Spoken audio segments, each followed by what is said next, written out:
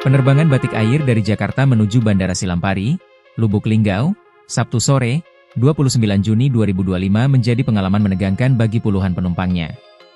Cuaca buruk disertai angin kencang membuat pesawat gagal mendarat, bahkan sempat berputar-putar di udara selama lebih dari 30 menit sebelum akhirnya kembali ke Jakarta. Salah satu penumpang, Dinda, mengungkapkan dirinya masih trauma dengan insiden tersebut.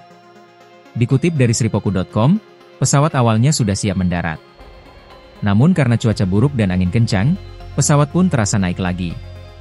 Ia mengaku pesawat sudah lebih dari 30 menit berputar-putar di udara.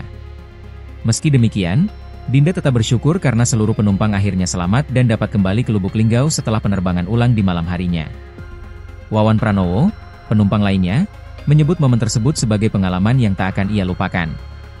Sementara itu, Berta, penumpang lain, bahkan sempat menangis dan berdoa sepanjang penerbangan. Warga sekitar Bandara Silampari juga merasakan dampak cuaca buruk.